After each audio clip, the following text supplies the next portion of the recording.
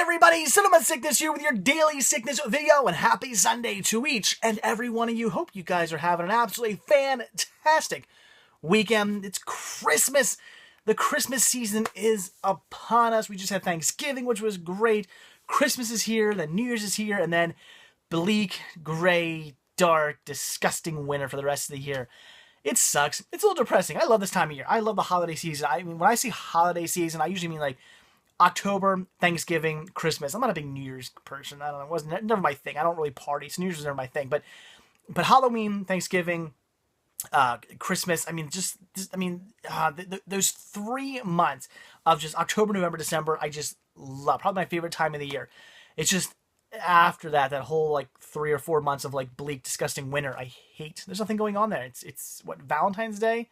Woo! Anyway, it is what it is. But right now, I'm loving it. And of course, right now, I'm doing my Merry Movie Marathon, where I'm watching nothing but holiday and winter-related movies. So anything related to Thanksgiving, Christmas, New Year's, or just anything that has to do with, like, you know, winter or the snow. You know, you can stretch it out a little bit by throwing some different stuff in there. You're going to see some, we're actually going to take a look at some stuff I watched. Spoiler. Take a look at some stuff I watched. So this is a review video. And you'll see I stretched it out a little bit. I mean, some of the stuff maybe not completely winter, but, you know, you can, I don't want to just make it where you can watch nothing, but it has to be Christmas, it has to be Thanksgiving, it has to be New Year's. You can stretch it out a little bit. So, hope you guys are joining in on the Merry Movie Marathon. As I've said before, on Instagram, if you're watching a holiday-related movie and you want to join in on the Merry Movie Marathon, all you gotta do is take a picture of that title you're watching and just hashtag it with Cinema Sickness Merry Movie Marathon 2015. Some of you guys have been joining in on that. It's very, very cool. You can, if you want to check out what I've watched, just go on my Instagram account. You can check out everything I've watched thus far. So, all right, let's take a look at what I've been checking out. Again, just my brief, quick thoughts on these movies. I don't really do reviews. I just kind of say, here's what I just briefly thought. So, all right, let's take a look at what I watched. So, first up here was a movie I had to check out. Pretty much one I usually watch every Thanksgiving. Not necessarily. Sometimes I like to switch it up a little bit, but I would say out of all the Thanksgiving movies, there's like 4?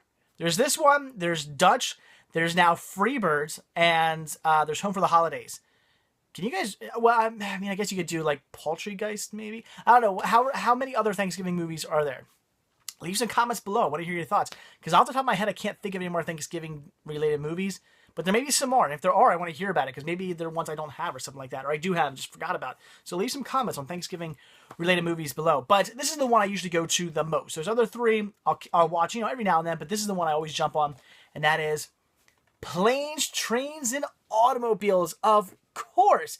This is an absolutely fantastic movie. By far the greatest Thanksgiving-related movie that there is. Not that there's a ton of them, but this is by far the best out of them all. I mean, John Hughes is just amazing. And when you see the next title I watch, you're going to just see why he's just a genius. I mean, his movies are fantastic. Just everything he does, I'm just like, so good. And of course, Steve Martin, John Candy, you just can't go wrong with that lineup.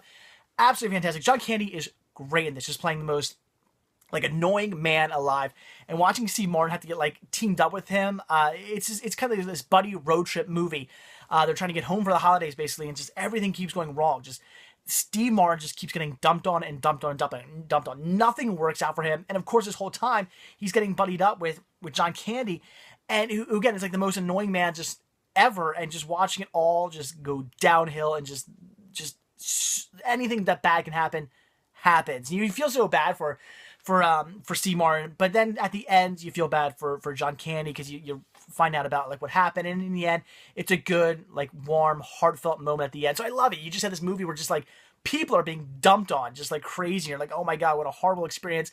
And then everything is just great in the end, but not to the point where it's like overly sappy. I mean, not to the point where it's like, oh, everything works out, but to the point where, like, you know, somebody does something really nice for somebody else, and it's just it's great. I love that, because they could have, I don't know, gone some route where it's like, you know, they went overly sappy and made like everything work out too well in the end. No, everything still happened to these guys. Everything's still kind of crap for these guys, but they made it home like just in the nick of the time, which was great. And Steve Martin does something really, really nice for John Candy, which is great. So just a brilliant movie. By far, in my opinion, the best Thanksgiving movie out there. It's a great story. It's extremely funny. beautifully well written and has a great heartfelt moment in the end. It's perfect. But like I said, leave some comments below. Dutch, or Plantation Automobiles, Dutch, Freebirds, and Home for the Holidays. What other Thanksgiving movies are there? Not specials, not like, we're talking about Peanuts or Garfield or something like that, but what actual like Thanksgiving movies are there? I can't think of any more. Leave some comments below if you know any. I'd love to hear your thoughts.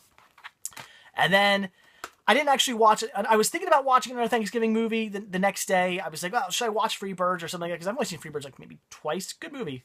But I haven't really watched it that many. And Home for the Holidays, it's a pretty good movie, but it's not one of my favorites. And Dutch, really good. I probably should have watched Dutch, but I didn't. But I was like, okay, Thanksgiving was here. I'm already in the mood for Christmas now. And there's one movie I always start my Christmas movies off. I will not watch a Christmas movie before I watch this one, and that is, in my opinion, the greatest Christmas movie of all time. I used to say it was tied, but the more I think about it, no. This is the winner. This is the greatest Christmas movie ever made, period, done, the end. I don't care what you say. You're wrong. I'm right. And that is Home Alone. So another John Hughes movie. So not only does John Hughes have the greatest Thanksgiving movie ever made, he also has the greatest Christmas movie ever made. I know Christmas movies, everybody has their favorites. A lot of people go with things like, A Christmas Story. And I used to say this was tied with A Christmas Story because I used to say, well, this is the movie I start Christmas out with, and then I end on A Christmas Story. I always watch Christmas Story on like Christmas Day. And Christmas Story is great. By far, my opinion, the second best Christmas movie ever made. It's fantastic. I love that movie. I know it's kind of overhyped nowadays, but it is really good, and it kind of deserves the hype it gets. Maybe, well, it is a little bit too commercialized nowadays, but it still is a fantastic movie.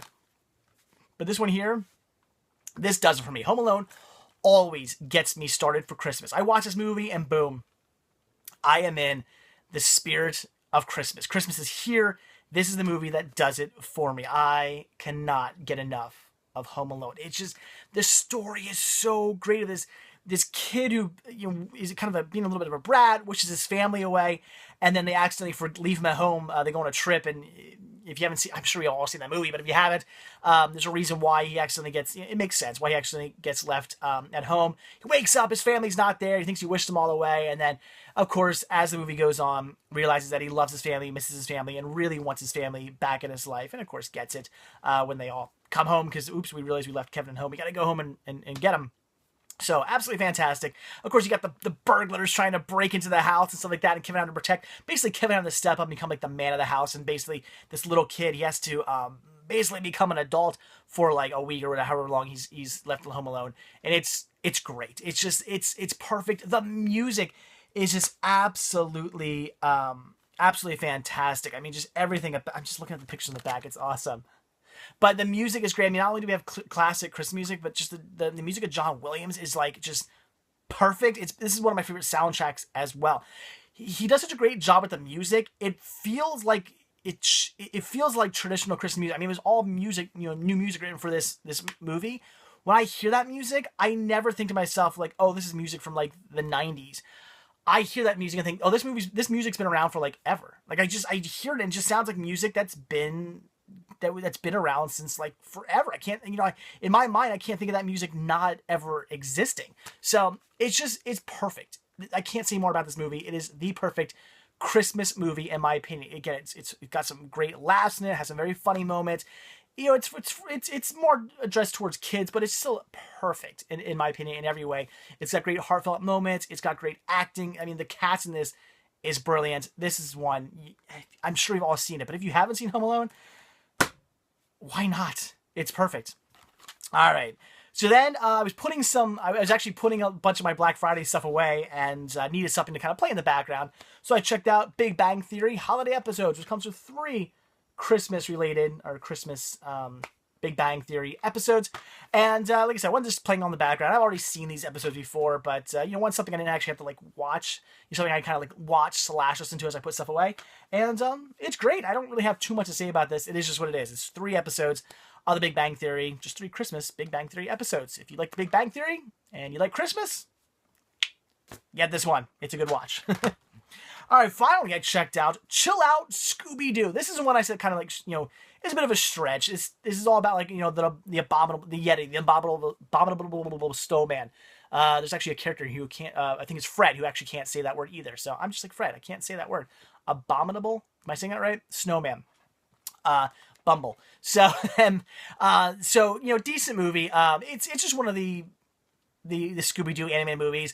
They kind of started out, like Zombie Island and stuff like that. Cool movies and whatnot. And then, like, as things went on, just kind of like, they're okay. So I like these movies. They're fun. They're not perfect, but they definitely are decent watches. Some being better than others, but like it's like every 5 days, like another one of these Scooby-Doo movies come out. They went a little overboard with these. I remember the first one came out. It was like, oh, cool, they're doing a Scooby-Doo movie. That's animated movie. That's neat.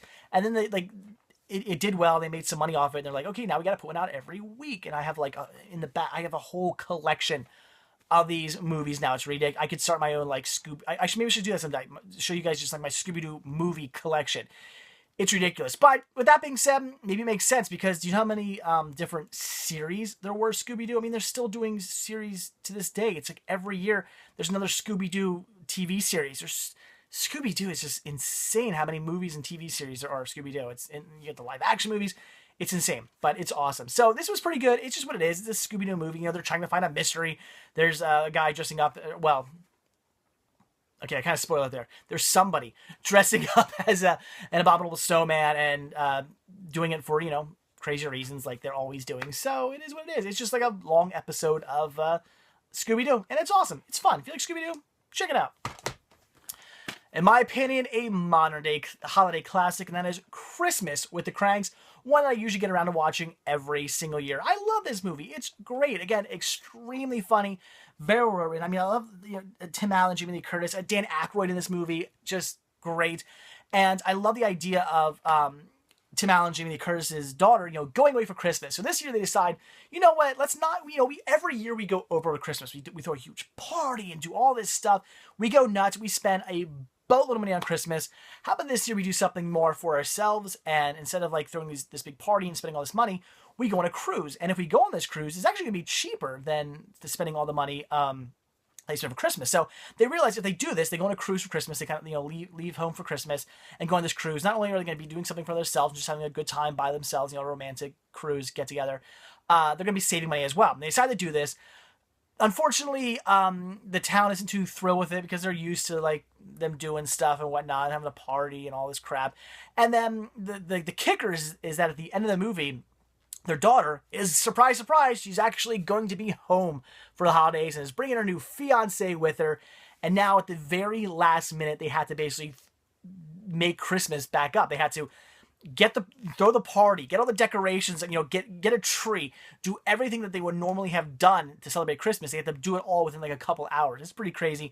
It's a lot of fun. Everybody comes together and helps the family out, even though Tim Allen's character was being kind of douche. So I love it. It's a great, in my opinion, a great Christmas, modern day Christmas movie. I'm a huge fan of this one. The only downfall I have with this movie is Tim Allen. I think they went a little overboard on his character being against like Christmas. There's some stuff where I'm like, all right, I can understand you not wanting to do certain things for Christmas because again, you're not really celebrating Christmas this year. You're going away. I get it, but certain things like they're not going to donate to any like charities they donate to. They're just going to say no to that.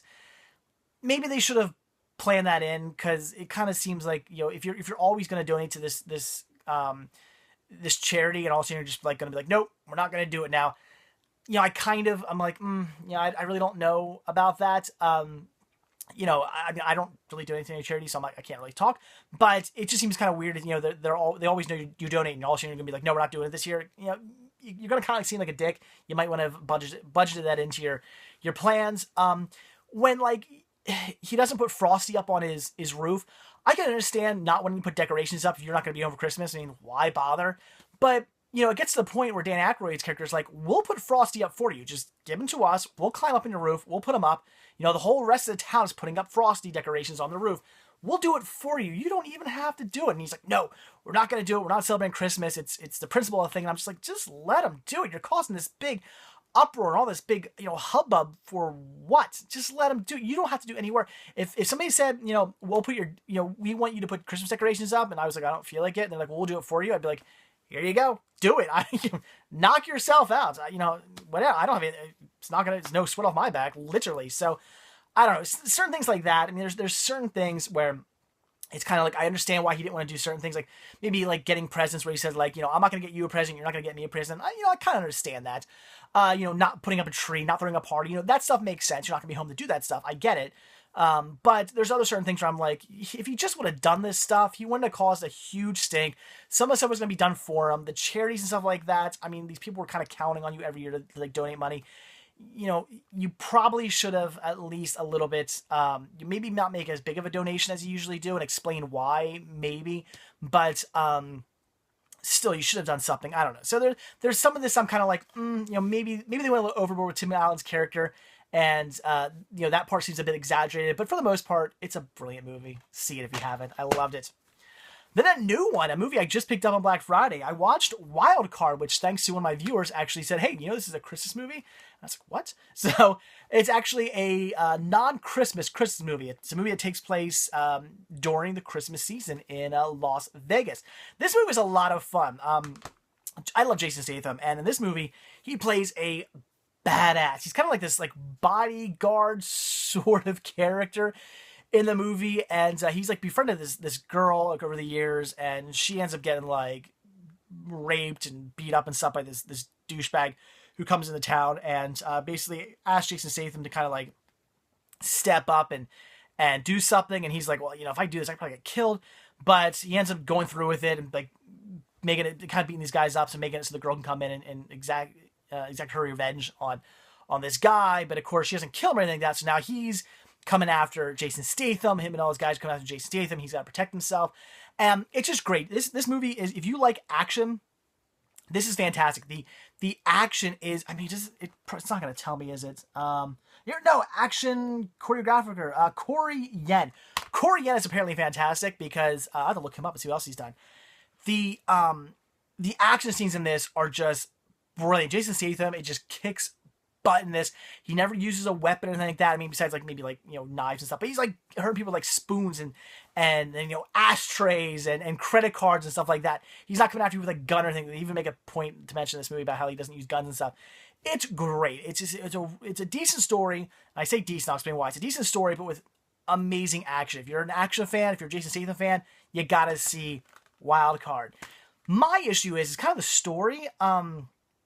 I don't know. It just sort of went nowhere. There's this weird kind of like side story of this guy who he sort of befriends, and he's this rich guy, and he basically wants Jason Statham to like teach him all he knows and whatnot. And it's just sort of this weird character that doesn't kind of like evolve into anything. It's just kind of like, why was he here? And, you kind of, there's certain plots in the movie where it's like, oh, I guess you need this guy because, he helped this happen and this happen, I guess. But they could have, like, I don't know, made his character work better within the movie other than just kind of serving as, like, plot hole fillers, maybe. And then at the end, and spoiler here, gonna warn you. At the end of the movie, I thought, okay, something crazy is gonna happen. All right, he just, I didn't know what, but, I thought he's gonna get killed. Or something really bad's gonna happen. He ends up killing the bad guys and getting away with it and going away, leaving Las Vegas on his vacation, which sounds like it would work, but it just comes so abruptly. Like, he's always talking about going away and leaving Vegas, but he kind of can't. He has one of these things where it's like he kind of can't leave. He's like kind of stuck to the town. He always kind of finds excuses why he doesn't want to leave and stuff like that. And I get that's part of his character, and then at the end he actually leaves, which is great, but it's just kind of the way it just sort of seems to like just happen. Like, okay, I'm just going to leave now. Like, I don't know. It just sort of seemed like abrupt. And I kept like, as he's driving away, I'm like, oh, what's going to happen? Something bad's going to happen. Oh no, here it comes. And then the credits roll. I'm like, oh, all right. So I just thought the story was just, it certainly was interesting. It just kind of at the end, I thought some things just kind of felt like a little flat. Like, again, that random character of the rich kid, his character felt a little flat. Him just driving away and kind of getting away with the whole thing, which, is great. And as I say it, it kind of sounds like it makes sense. But if you watch the movie, it makes sense. It just doesn't feel satisfying, I guess, in sort of a way. You expect something to happen, you expect this like big grand ending, and just no, he just drives away, which I guess is kind of interesting. Maybe like more realistic, sort of. But I don't know. Maybe I wanted something else. I'm not sure, but it is still great. It is definitely worth a watch. A lot of people when I was watching this one, a lot of people say it was fantastic, and I would agree. This is a really good watch. If you're an action junkie, if you're an adrenaline junkie, check out Wildcard. It's a really good Jason Statham movie for the action alone. Like I said, the story, maybe had some issues, but it's not a bad story. It's a good story, but the action alone is worth seeing it. All right, then I checked out I Love Christmas. This is a weird one. As it says, all live action starring Lionel. So I was like, ooh, a train movie. Sounds awesome. And I thought it was going to be just them kind of showing like train setups, like a Christmas train setups. And they sort of do, but it's set to like music, but all music sung by like, just like kind of nobody artists. It's not like it's traditional Christmas music. I mean, it's sung by people who are like, like nobody artists. But what's fun is that, is it Tom McComas? McComas, I guess. He does the I Love Train series. I've seen stuff by him before, and I've heard him sing before. His singing is very weird. it's definitely different. He's an older guy, weird singing, but it kind of brings the charm of the videos. Because I've heard them before in other videos where I'm like, ooh, this is different. And it's just them showing, kind of Christmas displays and things happening, and them making up songs, like making up Christmas songs about trains and whatnot. And it's pretty goofy. It's ridiculous. It's definitely for little kids, but it's a weird one. If you're one of those people out there who just collect weird VHS tapes. I mean, there's a lot of like people out there who do that, who are just into collecting like really weird and bizarre VHS tapes. You might want to hunt this one out. This one's pretty weird. This is definitely a weird one, and it was a fun watch. It's only like 30 minutes long. It's not very long at all. It's 31 minutes long. That's it. So quick little watch. It's bizarre. It's weird, but hey, if you like trains, if you like just weird stuff, see it. All right, then I finally watched ATM. Decent movie. It's about these people who leave in this party, and they all get stuck in this ATM machine there you go, like a little ATM booth. And there's this crazy dude outside, and he's coming after him. He's got them all stuck in there, and he's currently like sort of torturing them, leading them on, and trying to kill these people. They can't leave. He ends up trying to freeze them to death at certain points, and they're trying to escape and whatnot. And it's pretty intense. I kind of felt like I kind of relate to this one a little bit, in the sense that there was one time where I remember I was coming. I forget where it is, but it's coming back on the way back from Penn State. My wife went to Penn State University, and when she was going to Penn State, I would drive up there. We used to switch off I would see her every other weekend, but she would come see me like one time, and then I'd go see her. So at least once a month, I was driving up there to see her. And I remember on the way up there and back, there's this weird ATM booth that sits in this field. There's nothing around. It's dark. There's nothing around, and it just sits in this field, and it's got this little parking lot, and it's just this booth, and it's just there. And there's a little lamp, like a street light above it, just shining on it, and that's it. That's all it's there. It's really creepy looking. It looks like something out of a horror movie, something that I thought even before I saw this movie, and even knew this movie existed. It's really freaking creepy looking. It's almost like a farmer, I think it was like a National Pen Bank is what I think it belonged to. I used to belong to that bank. I don't anymore. But I think literally they went to this farmer and said, hey, we want to set up an ATM booth here. Can we just do it? And the farmer's like, sure, you can buy this, couple feet of land, and just, there you go. Because it was in the middle of this cornfield or whatever. So I was coming back. It was really late at night, and I thought, damn it, I forgot to take money out. I need money for the week. And I was like, and I'm driving up, and I see it. I knew it was there. I was like, should I stop? And I literally was contemplating on the way there, do I want to stop at this machine? Because I don't know.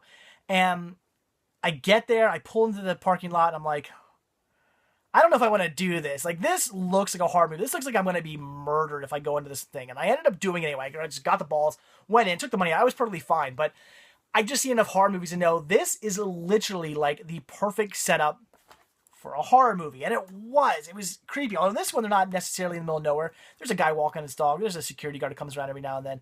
But my situation was even worse. It was literally middle of nowhere, car maybe driving by every now and then. If somebody wanted to murder me, perfect place to do it. It was crazy. So I kind of related to this one a little bit. But it's interesting to watch these three characters in this ATM booth. being taunted by this killer. They don't know why he's doing it. They don't know what's going on. People are dying. He's killing people. A security guard. He's killing a guy walking the dog. Kills one of the people. First kills one of the people. Or sort of kills one of the people. I'm not going to explain too much, but killing people off, very creepy, very disturbing. And then, of course, the end of the movie, it's interesting to find. I won't spoil it, but it's kind of interesting just to find his motives, just to kind of almost find out that he's just like just a crazy dude doing this stuff. So interesting. It's a fun movie. You want to watch a weird just a Christmas horror movie. This is one to check out. It was pretty fun. I would recommend it. I mean, it wasn't the best Christmas horror movie I've ever seen, but it was definitely an interesting one. If you love horror movies, if you love Christmas, check it out. It's pretty cool. All right, then also stretching a little bit with Arctic Blast. I was kind of let down by this movie. I was pretty excited to check this movie out. I've been wanting to see this movie for a long time because I really like. Why am I drawing a blank on the name of the movie now? The Roland Emmerich movie where, oh my God. I'm going to think of it as soon as I'm done recording this video. You know, the one where the whole Ice Age comes and I am drawing a blank. Day After Tomorrow. There we go. I knew it would come. I love that movie. I think it's great. I love Roland Emmerich movies. They're ridiculous. They're over the top. They're cheesy. A lot of people hate them. I like them. They're just fun popcorn movies, and I love that movie. And I was expecting something very similar to this, expecting this to be something similar to that, and kind of. The whole plot of the movie is we as man have destroyed the ozone layer, and a hole opens up, and the coldest place on Earth isn't the Arctic. What it is this layer of super cold air above the ozone layer, and since there's a hole in the ozone layer, the air comes down and starts like flash freezing places. We need to figure out how to fix it, and it's this whole big world disaster, and people are dying, and stuff's getting really cold, and it's not good. Holes start opening up everywhere else. We have this one main scientist who kind of even though he's this genius who always everything he does is right, his boss is kind of somewhat of a douche and just kind of I guess envies him a little bit.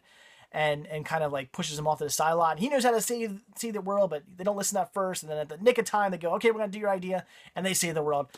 It's okay. It's all right. It's not great. Unfortunately, this is very B movie in the sense that if you were a fan of asylum movies, there you go. This is not an asylum movie. I don't know who did this one. Not asylum though. If you like asylum pictures, those cheesy sci-fi movie asylum pictures, then you're going to like this one. It's like that. It's got cheesy CGI. It's got super cheesy acting. Pretty much everything about this movie is just cheese, which normally I would like, but something about this one just kind of fell a little flat to me. It wasn't great. It's just, I guess when I like cheese, I like it more kind of sci-fi horror-y maybe. This one, it's okay. The good part is it's actually kind of weird. They bring up, man destroying the Earth and the ozone layer a few times. It's almost like they wanted to be super, shove it down your throat, and then maybe toned it back a little bit. Because there's certain parts in the movie where it's it really seems like they want to be let's shove this we're doing bad things to the Earth down your throat, and then just but they don't quite go over the top. It's they want to shove it down your throat, but they're let's dial it back a little bit. So I never feel like they went too overboard with it, but the certain times they mention it, it just kind of feels like they want to get preachy. But it's all right, I guess. I was let down. Like I said, I was expecting something more out of this. I don't know why, but I kind of was for some reason. It was just okay. If you like asylum pictures type movies and you want to see something like Day After Tomorrow-ish sort of, see it. It was all right. Here we go. Now this is one everybody was telling me was fantastic, and I would so agree. And that is Snowpiercer. This was a heck of a lot of fun. Sort of a little bit preachy, this one too. Where the global warming has come. They're gonna they want to cool the Earth down. So they put these chemicals in the air, and unfortunately, what it ends up doing is causing an ice age. They cool the Earth down a little bit too much. But this guy luckily has created this. He knew it was going to happen. So he built this train that would keep running and whatnot. Even the ice age came, and it was a self-sustaining. Am I saying that word correct? I don't know. Train where they grow food on it and animals on it and everything's good, and you can survive on this train. But of course, only so many people can live on it. But the issue is they have classes. There's a rich, super rich, deluxe first class class people. There's a coach class of people who are also doing pretty well.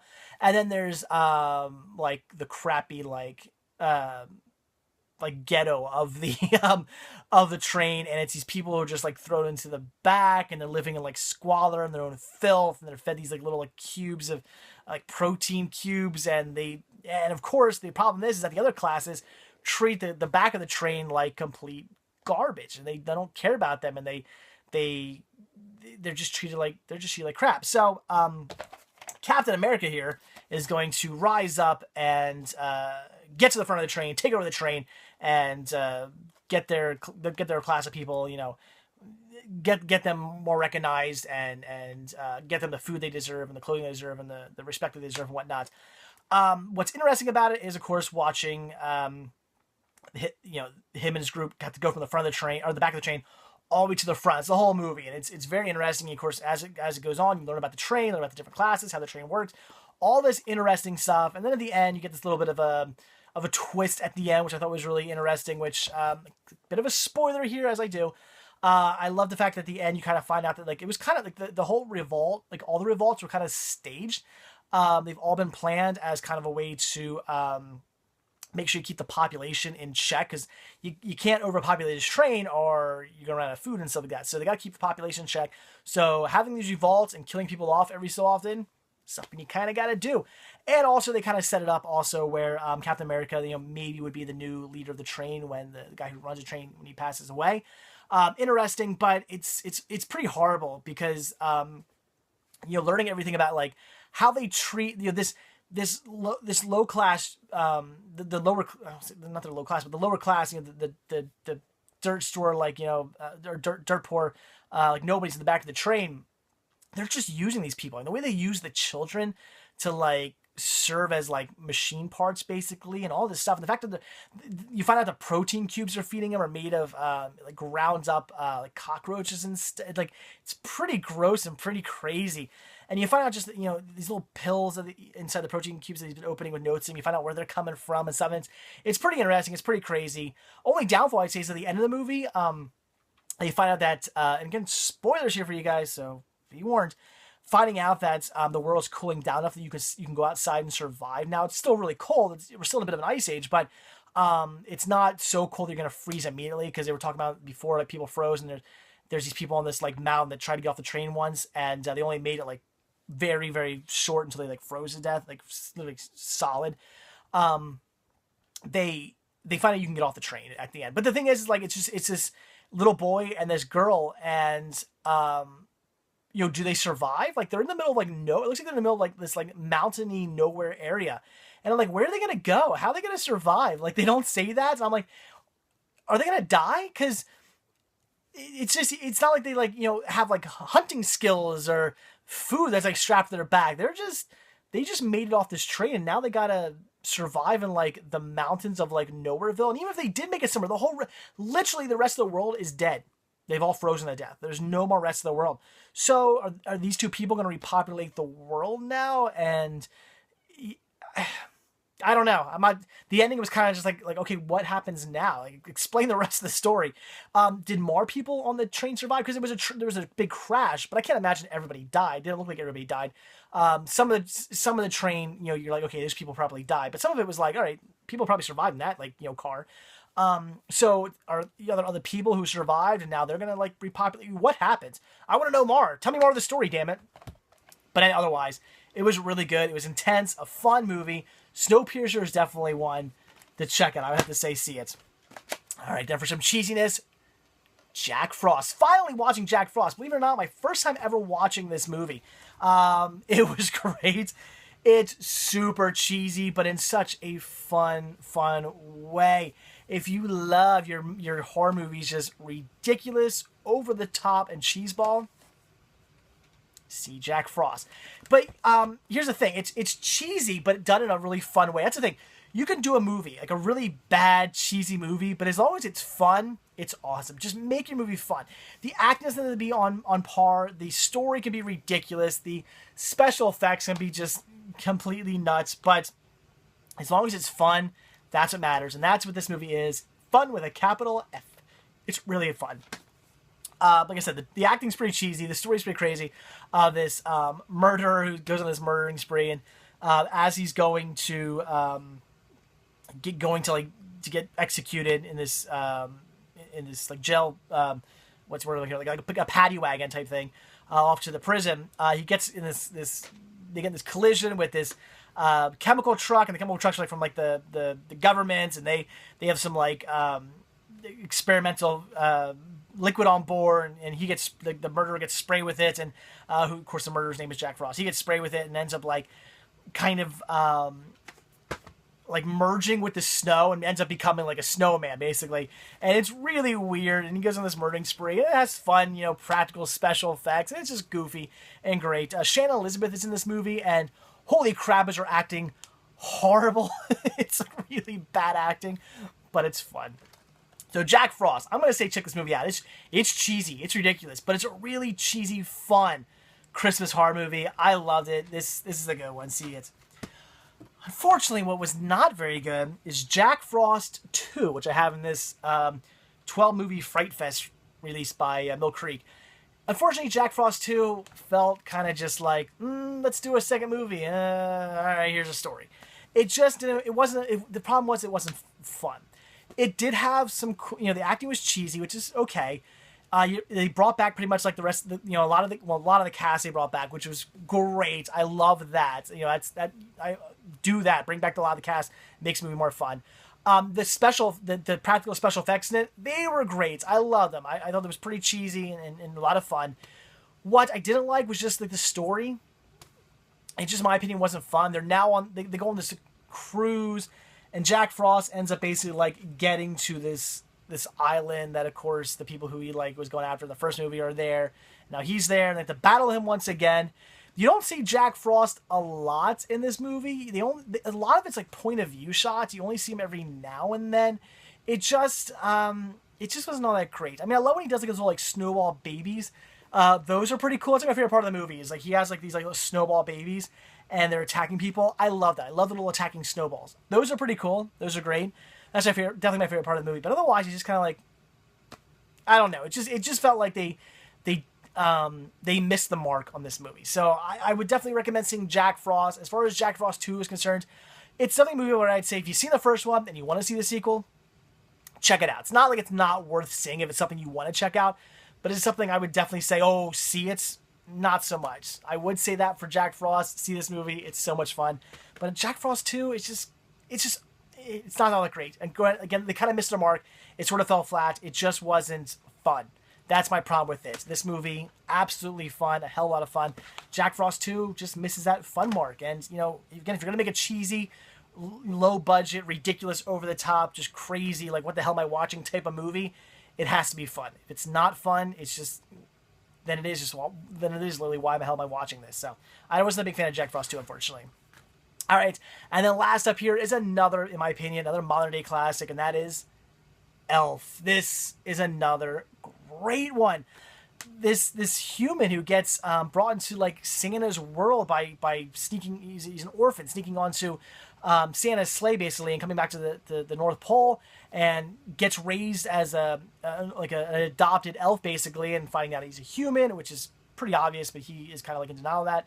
Finding out he's an elf, and then ends up going to the actual rest of the world. I mean, I guess he's already on the world, but to New York basically to find his father, and of course having to convince his father, that he's his son, which he eventually does. But also, watching this crazy, like over the top, very naive character who's basically like a little kid, and lived his life as an elf, coming to terms with he's now in New York and having to deal with that situation, how he can't quite grasp how much different New York is from the North Pole, and Santa Claus's world. It's hilarious. Will Ferrell is brilliant in it. He's over the top, he's crazy, but it really, really, really works for his character. The great heartfelt moment at the end where they raise Chris's spirit, and Zooey Deschanel is fantastic in it, and Mary Steenburgen, who I just love. Everybody in this movie is just great acting, great story, again, good heartfelt moment at the end. Watching them, again, raise the Christmas spirit and save Christmas by letting Santa fly away in his sleigh, which is at the end completely powered by the spirit of Christmas, which is great, and just I love it. Only weird part about this movie for me, At the end of this movie, Zooey Deschanel and Will Ferrell, I guess, they don't, did they say got married? I don't think they say got married, but I guess you assume they do. They end up having a kid together eventually. They show a couple years later, they end up having a baby. Will Ferrell at the end of the movie hasn't like necessarily wised up much. He's still the, kind of little kid at heart character, or I should say at heart, little kid at mind character. Well, apparently he had sex with Zooey Deschanel. What was that like? You could almost say Will Ferrell. I mean, I don't want to. He's got the mindset of a little child, and I kind of look at it as like Zooey Deschanel basically had sex with a little kid, kind of. Like, it kind of disturbs me at the end that they had to, like, have sex to have this kid. If at the end of the movie they just would have like been together, I'd be like, okay. But to think that they like banged, something about that's just off to me. Because if you've seen the movie, you know what I'm talking about. You know Will Ferrell's character, and again, at the end of the movie, he hasn't really changed. He's still the same character for the most part. I mean, maybe a little wiser how the world works, but still, for the most part, seems to still be pretty much the same character. And it's just kind of weird to think that anybody would have sex with him. Not because it's like, well, I do want to have sex with him, but because he's basically almost like a child. And it's, I don't care if he's like in his 30s in the movie, or I think he's in his 30s in the movies. He's still a child at mind, and it's kind of creepy. So that creeps me out. But otherwise, it's a great, very funny, very classic. It has that great, heartfelt Christmas spirit type of energy that I want from a movie like this, and it delivers perfectly. Elf is a modern day Christmas classic that I'm sure you've all seen. This movie gets a lot of hype, and it deserves everything. If you haven't seen Elf, see it. So, all right, guys, there you go. That is it. I'm done. My throat is going crazy. I've been talking for 40 minutes now. I should have known better. It's Christmas. I can go on like all day with these movies. I love Christmas movies. I talk about movies all the time. I try to get through as quickly as I can. I could literally talk to you guys for like hours about all these movies because I love Christmas. But I try to get through as quickly as possible. Sorry, 41 minutes later, and I have no voice now. I should have grabbed a bottle of water. What was I thinking? Next video, I will. Next Merry Movie Marathon video, I will have a bottle of water. So, all right, guys, there you go. That was it. So like I always say, thank you guys so much for checking this video out. Be sure to hit that like button down below. Also, if you're not already subscribed, please do. I do a brand new daily sickness video every single day, so hit the subscribe button. You'll get a new video every day.